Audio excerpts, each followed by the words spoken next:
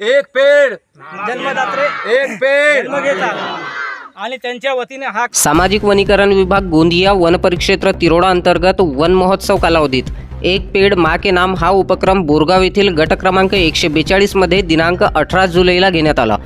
18/7/2025 रोजी सामाजिक वनीकरण विभाग गोंदिया परिक्षेत्र तिरोडाच्या वतीने वन महोत्सव कालावधीतील एक पेड़ माँ के नाम हा कार्यक्रम बोरगाव ग्रामपंचायत अंतर्गत विखुरलेल्या स्वरूपात आपण साजरा करीत आहोत।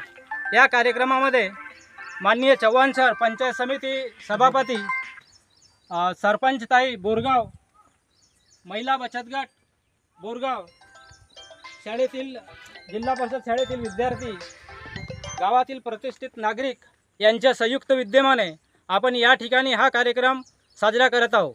शासनाने एक पेड़ माँ के नाम हा उपक्रम आपल्या घरातील माँ ही लाडकी असते, तिच्या उदरातून सर्व एक पेड़ जन्मदात्रे एक पेड़ जन्मघेता आणि त्यांच्या वतीने हा कार्यक्रम साजरा करण्याचा उपक्रम आम्ही या अगोदर नवेगाव खुर्द येथे राबविलेला आहे, तसेच विहिरगाव येथे राबविलेला आहे, खडकी या ठिकाणी राबविलेला आहे आणि आता ह्या ठिकाणी एक पेड़ माँ के नाम हा कार्यक्रम आम्ही राबवित आहोत।